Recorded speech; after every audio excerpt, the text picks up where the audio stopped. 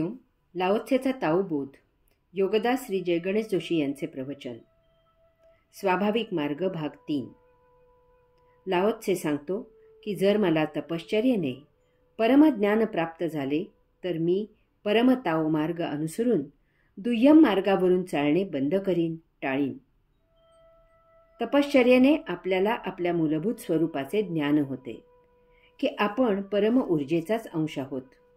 आपल्याच मूलभूत ऊर्जेमधून आणि आपल्याच मूलभूत ऊर्जेमुळे विश्वासह विश्वातील तमाम वस्तुजगत निर्माण झालेले आहे.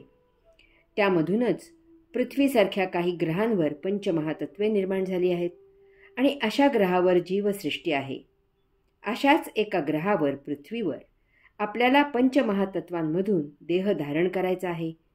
त्यामुळे आपल्याला आपल्या स्वभावाचे ज्ञान प्राप्त होते. काय आहे हा असा आपला स्वभाव? आपला स्वभाव आपल्याला अगोदरच जन्मतःच प्राप्त झालेला आहे. जन्माला यायच्या आधीच आपण आपला स्वभाव धारण केलेला आहे.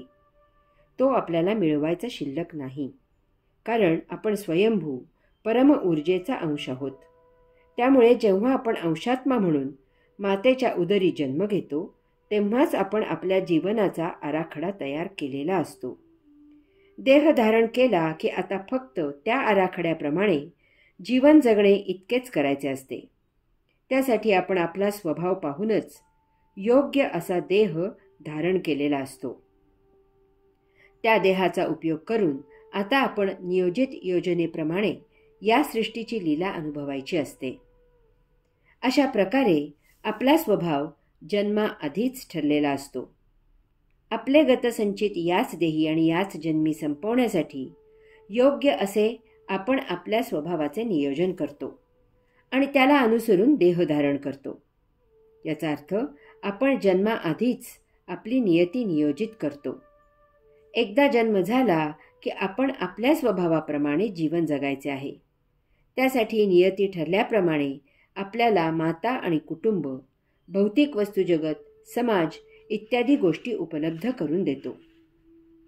आता आपले काम सोपे नसते, कारण नियतीसह, जन्मासह, मातेसह, कुटुंबासह, समाजासह सर्व काही सुनियोजित केलेले असते.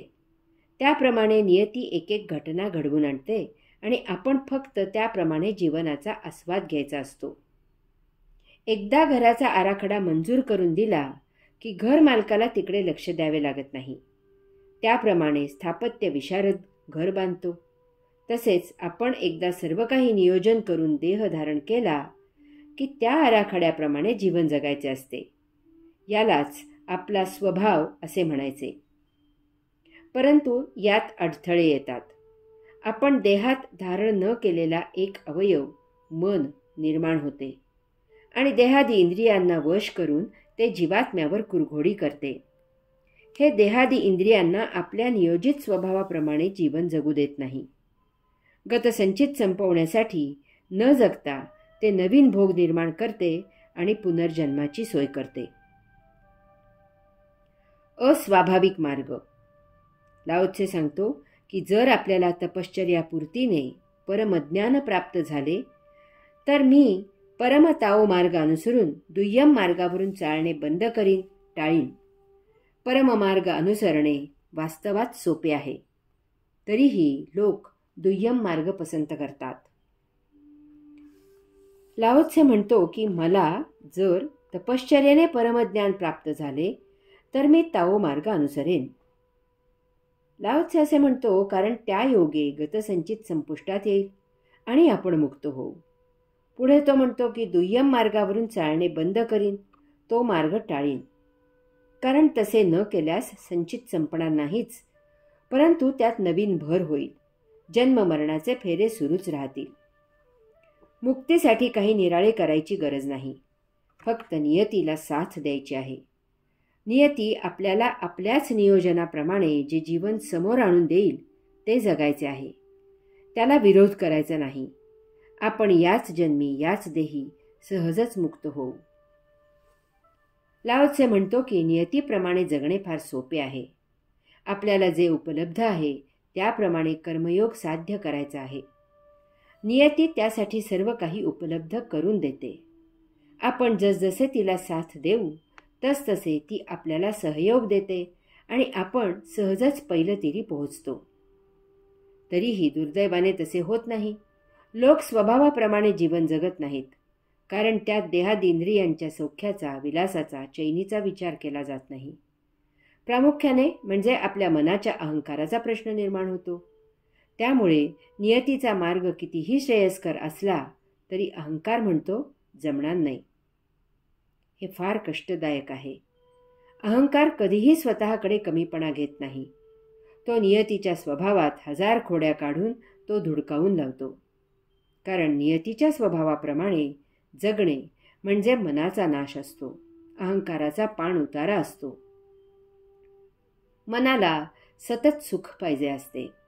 त्या क्षणाला जे सुख समोर हजर असते ते सुख घेऊन मन मोकळे होते. नंतर त्याचा परिणाम म्हणून देह दुःख उपभोगतो. मनाला त्याचे काहीही वावडे नसते. मन नेहमी घाईत असते. त्याला प्रत्येक सुख लवकरात लवकर आणि भरपूर हवे असते. त्यात काही चुरगाळले गेले तरी मनाला त्याची पर्वा नसते. देहाने ते नंतर निस्सरावे. मन नेहमी सौख्यावर नजर खिळवून असते. आजूबाजूला काही धोका असला तरी त्याला ते सुख हवे असते. यात देहाला काही यातना झाल्या तरी मनाला त्याच्याशी काहीही देणे घेणे नसते. मन सहजच अस्वाभाविक जगायला प्रोत्साहन देते.